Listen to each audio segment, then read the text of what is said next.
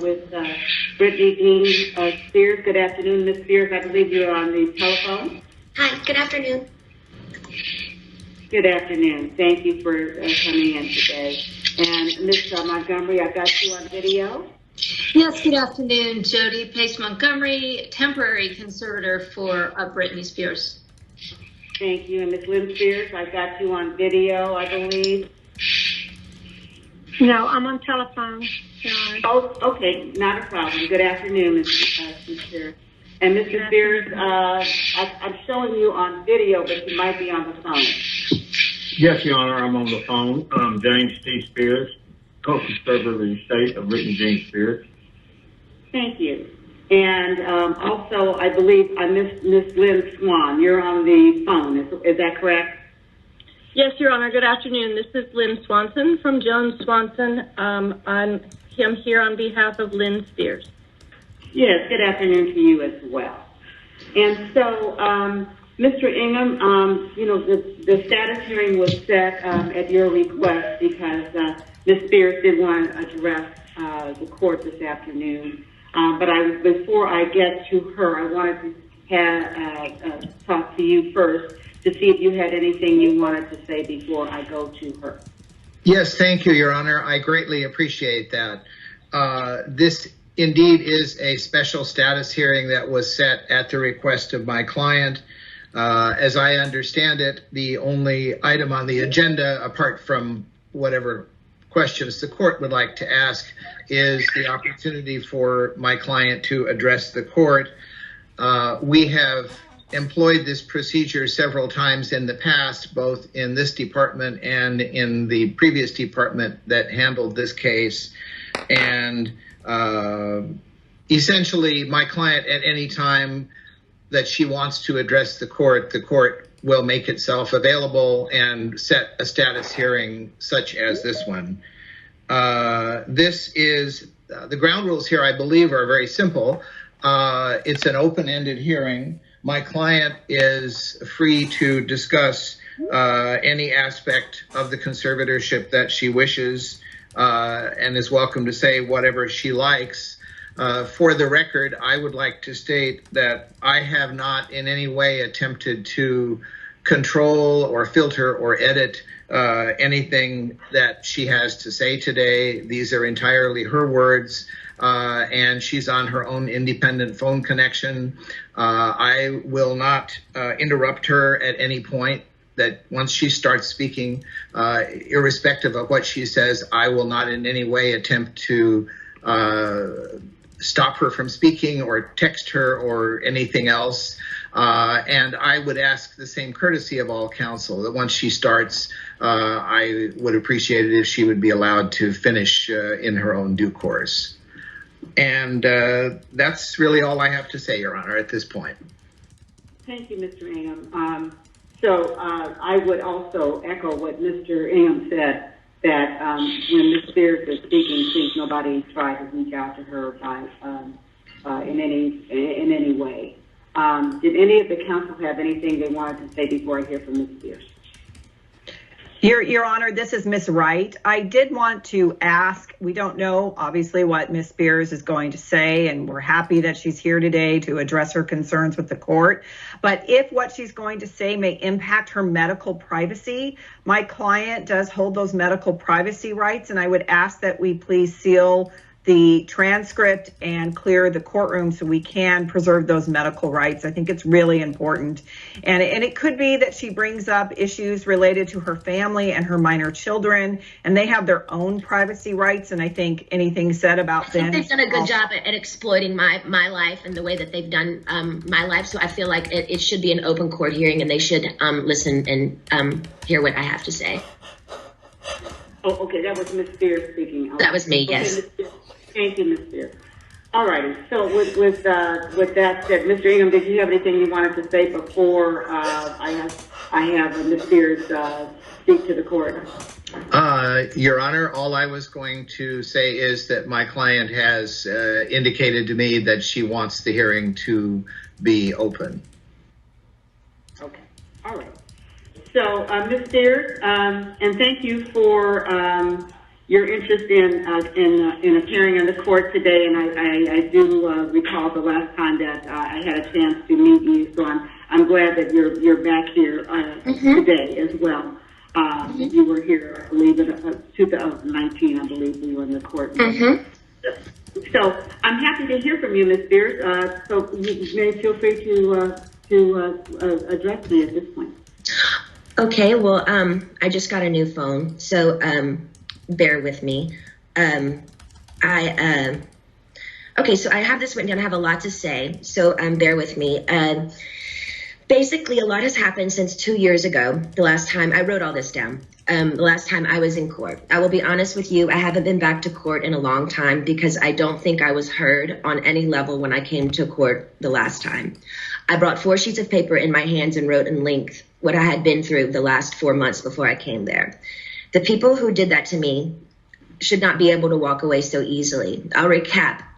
I was on tour in 2018. I was forced to do. My management said if I don't do this tour, I will have to find an attorney. Ms. Spears, I hate to interrupt you, but my court reporter is taking down what you're saying. Okay. And so you have to speak a little more slowly. Oh, of course, yes. Okay, I apologize. Great. Everything you're saying. Okay. Sure. Now, the people who did this to me should not get away and to be able to walk away so easily. Recap. I was on tour in 2018. I was forced to do. My management said if I don't do this tour, I will have to find an attorney, and by contract, my own management could sue me if I didn't follow through with the tour. He handed me a sheet of paper as I got off the stage in Vegas and said I had to sign it. It was very threatening and scary, and with the conservatorship, I couldn't even get my own attorney, so out of fear, I went ahead and I did the tour. When I came off that tour, a new show in Las Vegas was supposed to take place. I started rehearsing early, but it was hard because I'd been doing Vegas for 4 years and I needed a break in between. But no, I was told this is the timeline and this is how it's going to go. I rehearsed 4 to 4 days a week, half of the time in the studio and half of the other time in a Westlake studio. I was basically directing most of the show with my whereabouts, where I preferred to rehearse, and actually did most of the choreography, meaning I taught my dancers my new choreography myself. I take everything I do very seriously. There's tons of video with me at rehearsals. I wasn't good. I was great. I led a room of 16 new dancers in rehearsals. It's funny to hear my manager's side of the story. They all said I wasn't participating in rehearsals, and I never agreed to take my medication, which my medication is only taken in the mornings, never at rehearsal. They don't even see me. So why are they even claiming that? When I said no to one dance move into rehearsals, it was as if I planted a huge bomb somewhere. And I said, no, I don't want to do it this way. After that, my management and my dancers and my assistant of the new people that were supposed to do the new show all went into a room, shut the door, and didn't come out for at least 45 minutes. Ma'am, I'm not here to be anyone's slave. I can say no to a dance move. I was told by my, at the time, therapist, Dr. Benson, who died, that my manager called him in that moment and told him I wasn't cooperating or following the guidelines in rehearsals. And he also said I wasn't taking my medication, which is so dumb because I've had the same lady every morning for the past 8 years give me my same medication, and I'm nowhere near these stupid people. It made no sense at all. There was a week period where they were nice to me and they said, I don't want to do, and I told them I don't want to do the, they were nice to me. They said, if I don't want to do the new Vegas show, I don't have to, because I was getting really nervous. I said, I can wait. It was like, they told me I could wait. It was like lifting literally 200 pounds off of me when they said I don't have to do the show anymore, because I was really, really hard on myself and it was too much. I couldn't take it anymore. So I remember telling my assistant, but you know what? I feel weird if I say no. I feel like they're going to come back and be mean to me or punish me or something. 3 days later, after I said no to Vegas, my therapist sat me down in a room and said he had a million phone calls about how I was not cooperating in rehearsals and I haven't been taking my medication. All of this was a false. He immediately the next day put me on lithium out of nowhere. He took me off my normal meds I'd been on for 5 years. And lithium is a very, very strong and completely different medication compared to what I was used to. You can go mentally impaired if you take too much, if you stay on it longer than 5 months. But he put me on that and I felt drunk. I really couldn't even take up for myself. I couldn't even have a conversation with my mom or dad really about anything. I told them I was scared, and my doctor had me on 6 different nurses with this new medication come to my home, stay with me, to monitor me on this new medication, which I never wanted to be on to begin with. There were 6 different nurses in my homes, and they wouldn't let me get in my car to go anywhere for a month. Not only did my family not do a goddamn thing, my dad was all for it. Anything that happened to me had to be approved by my dad. And my dad he acted like he didn't know that I was told I had to be tested over the Christmas holidays before they sent me away when my kids went home to Louisiana. He was the one who approved all of it. My whole family did nothing. Over the 2-week holiday, a lady came into my home for 4 hours a day, sat me down and did a psych test on me. It took forever. But I was told I had to then, after that I got off, I was told I had to then, after I got a phone call from my dad saying, after I did the psych test with this lady, basically saying I had failed the test or whatever, I'm sorry, Brittany, you have to listen to your doctors. They are planning to send you to a small home in Beverly Hills to do a small rehab program that we're going to make up for you. You're going to pay $60,000 a month for this.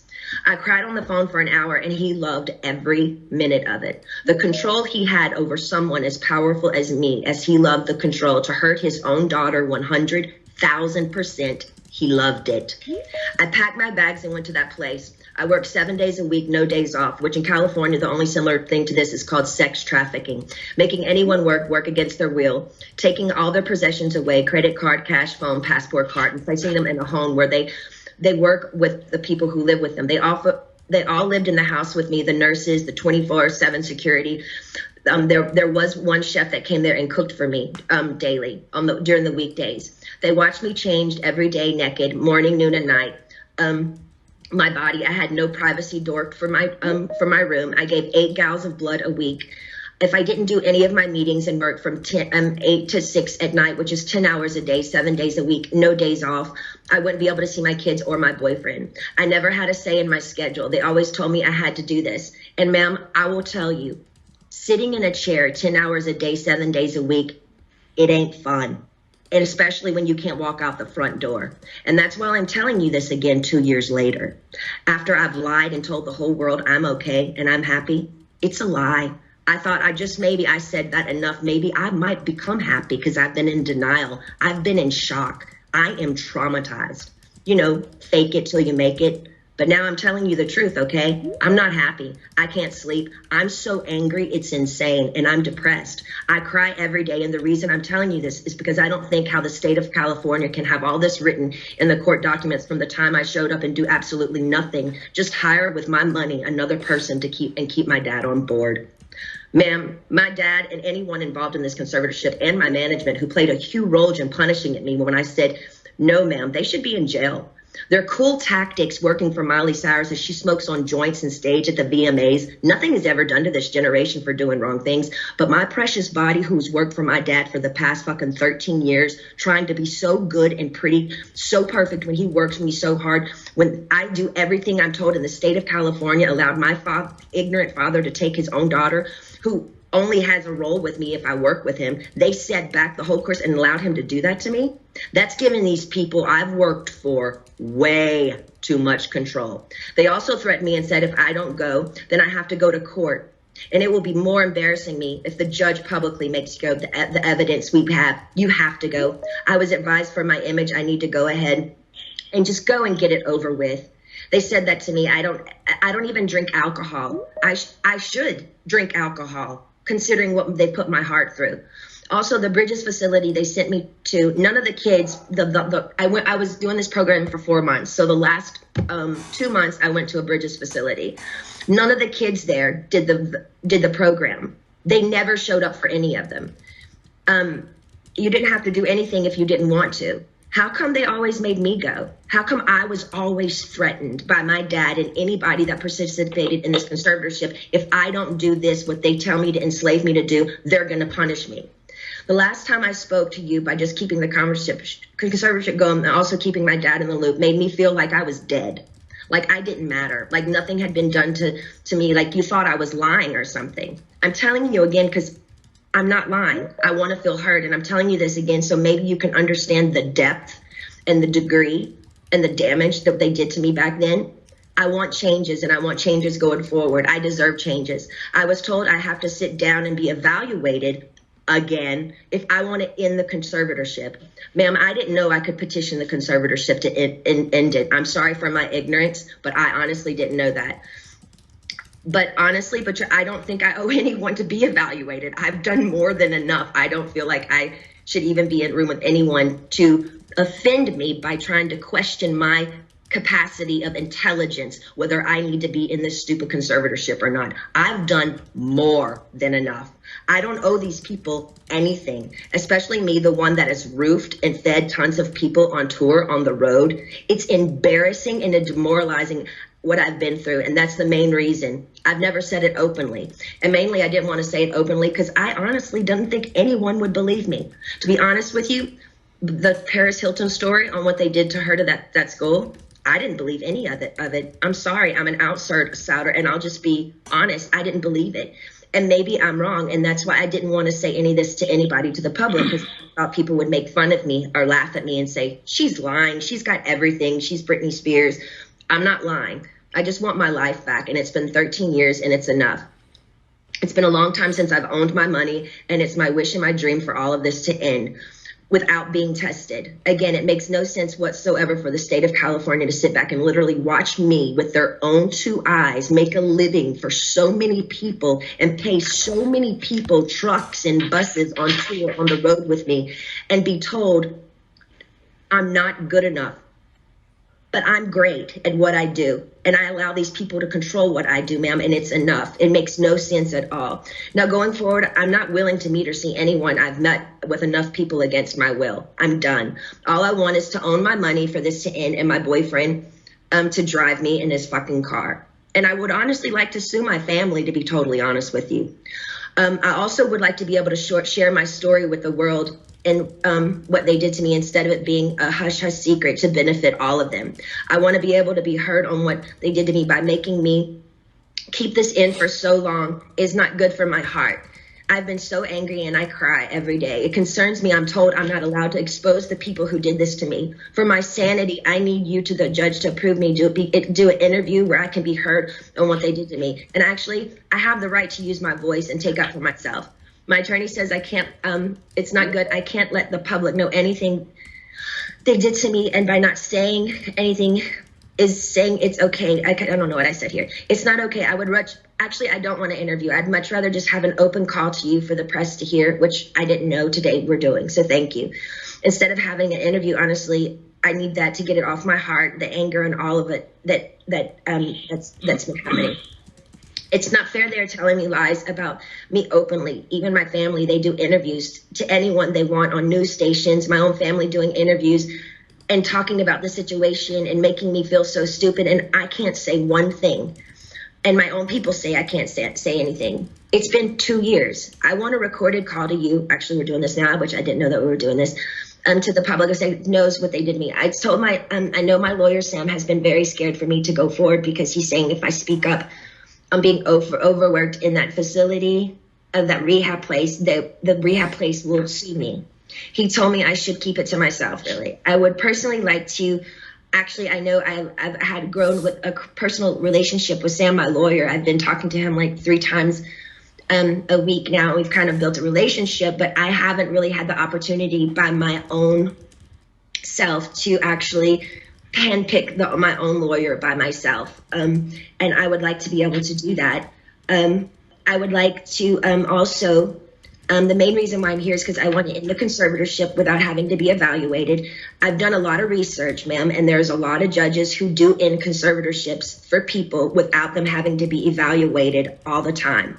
The only times they don't is if a concerned family member says something's wrong with this person and otherwise. And considering my family has lived off my conservatorship for 13 years, I won't be surprised if one of them has something to say and go forward and say, we don't think this should end. We have to help her, especially if I get my fair served in turning, exposing what they did to me. Also, I want to speak to you about, at the moment, my obligations which I personally don't think at the very moment I owe anybody anything.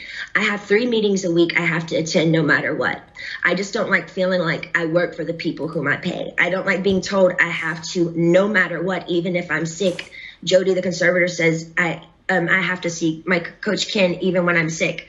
I would like to do 1 meeting a week with a therapist. I've never, even before they sent me to that place, had 2 therapy sessions. A therapy session and 1 therapy session with I have a doctor and then a therapy person. What I've been forced to do illegal in my life, I shouldn't be told I have to be available 3 times a week to these people I don't know. I'm talking to you today because I feel, again, yes, even Jody is starting to kind of take it too far with me. They have me going to therapy twice a week and a psychiatrist. I've never in the past they have me going, twice a week and Dr. Gold, so that's 3 times a week. I've never in the past had to see a therapist more than once a week. It takes too much out of me going to this man I don't know. Number 1, I'm scared of people. I don't trust people with what I've been through. And the clever setup of being in Westlake, one of the most exposed places in Westlake, which yesterday, paparazzi showed me coming out of the place literally crying in therapy. It's embarrassing and it's demoralizing. I deserve privacy when I go. I deserve privacy when I go and have therapy, either at my home, like I've done for 8 years. They've always come to my home. Or when the Dr. Benson, the man that died, I went to a place similar to what I went to in Westlake, which was very exposed and really bad. Okay, so wait, where was I? In Westlake, it was identical to Dr. Benson, who died, the one who illegally, 100% abused me by the treatment he gave me to. And to be totally honest with you, I was so...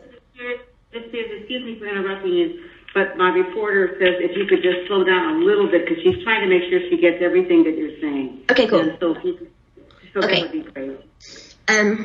I have been through, and the clever setup in Westlake is identical to Dr. Benson, who died, the one who illegally, 100% abused me by the treatment he gave me. And to be totally honest with you, when he passed away, I got on my knees and thanked God. In other words, my team is pushing it with me again. I have trapped phobias being in small rooms because the trauma locking me up for 4 months in that place. Is not okay for them to send me, I'm going fast, to that small room like that twice a week with another new therapist I pay that I never even approved. I don't like it. I don't want to do that. And I haven't done anything wrong to deserve this treatment. It's not okay to force me to do anything I don't want to do. By law, Jody and this so-called team I should be able to sue them for threatening me and saying, if I don't go and do these meetings twice a week, we can't let you have your money and go to Maui on your vacations. You have to do what you're told for this program, and then you will be able to go.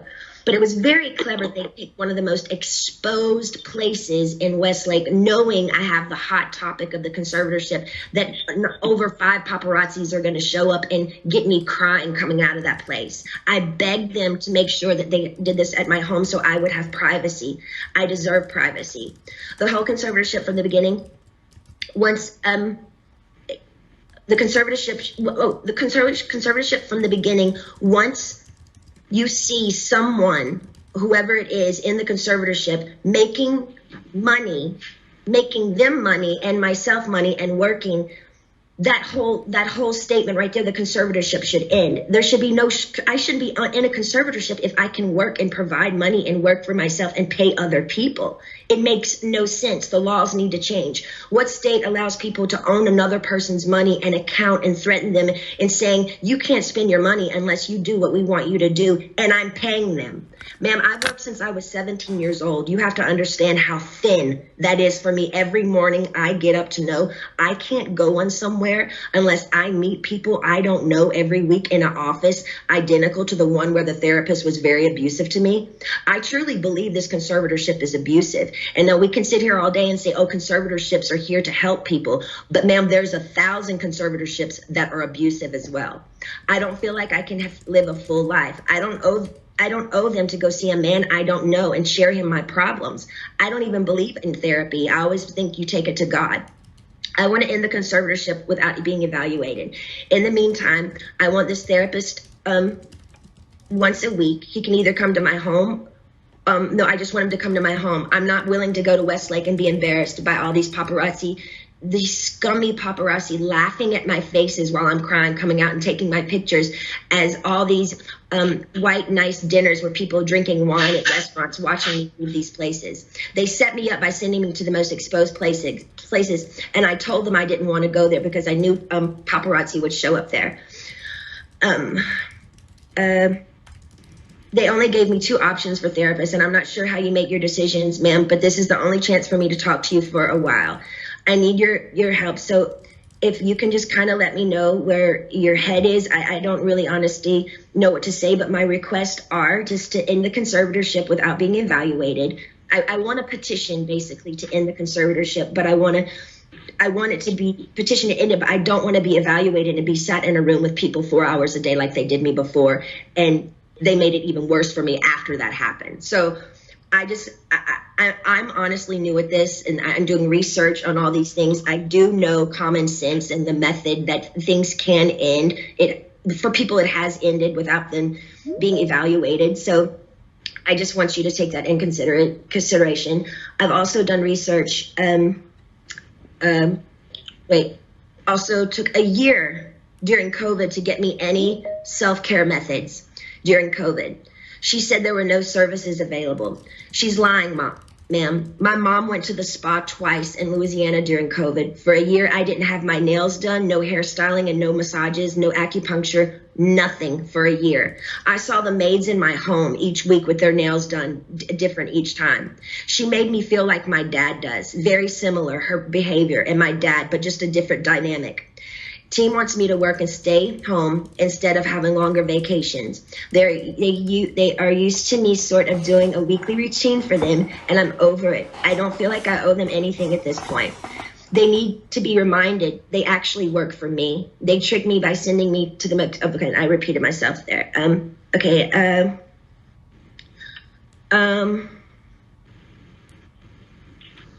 Also, I was supposed to be able to have a friend that I used to do AA meetings with. I did AA for 2 years. I have I did 3 meetings a week. I met a bunch of women there, and I'm not able to see my friends that live 8 minutes away from me, which I find extremely strange. I feel like they're making me feel like I live in a rehab program. This is my home. I'd like for my boyfriend to be able to drive me in his car. And I want to meet with a therapist once a week, not twice a week. And I want him to come to my home because I actually know I do need a little therapy. I was told, hold on. I think that's, and I would like to progressively move forward, and I want to have the real deal. I want to be able to get married and have a baby. I was told right now in the conservatorship, I'm not able to get married or have a baby. I have a ID inside of myself right now, so I don't get pregnant.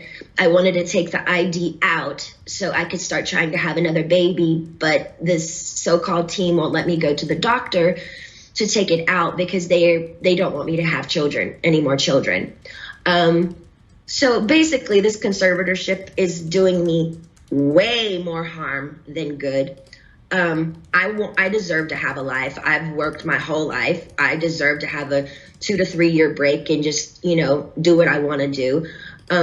But I do feel like there is a crutch here, and I feel like I feel open and I'm okay to talk to you today about it. But I wish I could stay with you on the phone forever, because when I get off the phone with you, all of a sudden, I hear all these no's. No.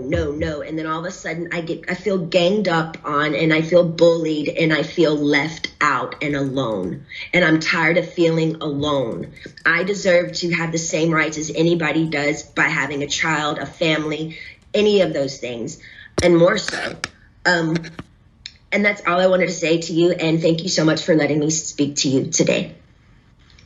Oh, Ms. Spears, you're quite welcome. And also, I just want to tell you that I certainly am sensitive to everything that you said and how you're feeling. And I know that it took a lot of courage for you to say everything you had to say today. And I want to let you know that the court does appreciate your coming on the line and sharing how you're feeling. Okay, well, thank you so much for, giving me this opportunity. Thank you. You're certainly welcome.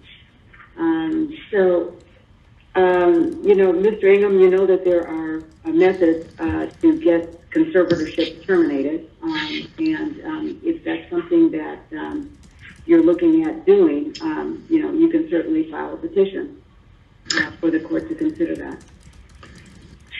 Your Honor, it's difficult for me to respond to that issue without breaching attorney-client privilege, and so therefore I won't even try to touch on that issue. I am concerned about several of the issues that my client has raised here, and I think that the other family members and fiduciaries here will doubtless want to weigh in some fashion. If my client directs me to file a petition to terminate, I'm happy to do that. So far, she has not done that. That's the most that I will say about that issue. With regard to the issue of private counsel or replacing me as her counsel, I am happy to take guidance from the court as to how you would like to set that issue up and how you would like to deal with it. So I will not make any comment other than the fact that I serve at the pleasure of the court, and if the court decides that I should be replaced by someone else, then that's fine with me, however the court wants to handle that. And I suspect that Ms. Montgomery or her counsel will want to respond on the medical side, but from my point of view, in a procedural sense, I think it's obvious to me that we have a disagreement between my client and the conservator of her person, temporary conservator of her person, as to her current care plan. And so it seems to me that the simple way to resolve that issue is to have the conservator of the person file a proposed care plan, set it for hearing, and have my client have a chance to address it and deal with it. It seems like we're past the point that it can be negotiated between the two of them. So I believe that that's about all I would want to say at this point, and would defer to other counsel to respond to their perspective. Mr. Ingham, thank you. And I certainly don't want you to get into the attorney-client discussions, obviously, between you and Ms. Spears. You actually foreshadowed something that I made a note to myself about the issue about that Ms. Spears raised about the treatment, and I was going to ask Ms. Wright and Ms. Montgomery, and I think certainly following that care plan and having it set for hearing or something would be appropriate. But I was actually going to tell them to look into that, because obviously it's something that's causing a concern. We don't want to do anything that's going to be the reverse of what's trying to be accomplished. But Ms. Wright, I'm happy to hear from you at this point. I think you're muted, Ms. Wright. You're muted. There we go. Thank you, Your Honor. This is Ms. Wright. We certainly do have a different perspective on many of the issues and facts raised by Ms. Spears, but I don't think today is the appropriate forum to air those out. I do love this idea of a care plan. We are more than happy to put one together. My client works with a medical team of very highly qualified and vetted medical professionals. Any decision she makes is with their input and their recommendations. And so we certainly have those ready. We can put them into a care plan. My only concern is, as we go into these in more detail, I am very concerned with Ms. Spears' medical privacy. And I don't think the details of her care plan and the progress she's been making and her conditions should be in the public forum. So I would just ask that when we file the care plan, we obviously will provide it to everyone who is a party on this case, but I think it should be sealed from the public. I don't think this is the best way to vet out a conservatee's mental health issues and her care plan. It's just not the way to do it. I think we should do it under seal, and that would be my request for that care plan. Happy to file it and happy to have a hearing on it. Well, if you want to file a motion prior to the hearing on that certainly is your right to do that. Sure, we'll just have to talk about timing to accommodate that motion and then the filing of the care plan. Sure.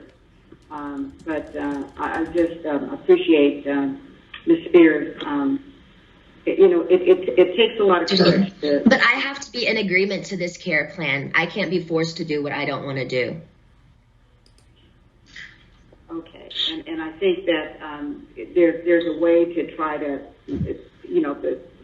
And ma'am, and honestly, between you, me, and there's nothing. I don't mind doing therapy twice a week. It's the way that they exposed me in that place, and one where paparazzi are loaded there, and I drive a lot, but I never get out of my car, and so. All I want, it's very simple. I would just like this man to come to my house twice a week, and that's it. That's it. I'm not asking for, Badai Central from Italy to come and visit me for therapy. I just want a man to come here twice a week and do the therapy thing. That's what I want to do. So I just want you to know my request. Okay, thank you, Ms. Spears. I appreciate that. And I believe both Ms. Wright and Ms. Montgomery are nodding their heads, and so they're hearing what you're saying. Okay. Do any other counsel have anything that they want to add this afternoon? Your Honor, I do. It's Glad Jones on behalf of Ms. Lynn Spears. Go ahead, please, sir. Thank you, Your Honor. Thank you for having us. Your Honor, I first want to say that obviously that was very courageous of the conservatee, Ms. Spears. And her mother has great concern about this. But one thing I want to raise with the court that I want to make sure that we don't leave this hearing today and forget about what Ms. Spears said, is that when she was there in May of 2019, she doesn't feel like she was heard. And it feels incumbent upon me to ask the court that we make sure that today Ms. Spears is heard. And to that end, one of the things that she said that is going to very much dictate what happens here, and this is no slight against any counsel in this case, but the request for her to have her own counsel, I would respectfully suggest, Your Honor, given that she articulated the reasons why she wanted that I believe that the court must take that up at its earliest convenience, because that issue may very well dictate what happens in terms of step 2, 3, and 4. Similarly, this healthcare plan, I also asked the court to take that up immediately. These are complaints and concerns that we did hear about in May of 2019. Today is the day, while the world watches and listens to Ms. Spears, is the day that we respectfully request that this court put an action plan at the Los Angeles Superior Court in place to provide the relief that Ms. Spears is so asking for in this hearing. That is critical. That is her mother's request. That is what we respectfully ask the court, that we not leave this proceeding without having dates to move forward on these basic requests that may have an impact on this conservatorship. Thank you, Your Honor. Thank you, sir. Any other counsel have anything they want to say? Your Honor, Vivian Thoreen. Yes. Your Honor, thank you, Your Honor. I appreciate Ms. Spears' comments and the courage it took her to make the remarks to the court. I would like to request a brief recess so that I may consult with my client. There may be issues that I would like to respond to, but given the amount of testimony provided, I would like to request a recess so that I can consult with my client. Okay, I think that's reasonable. So we can take a recess. We can take a recess till 5:03. That'll give about 20 minutes, and that'll give us staff a chance also to have a brief break, and then we can reconvene. Thank you, Your Honor. Thank you, Your Honor. Thank you.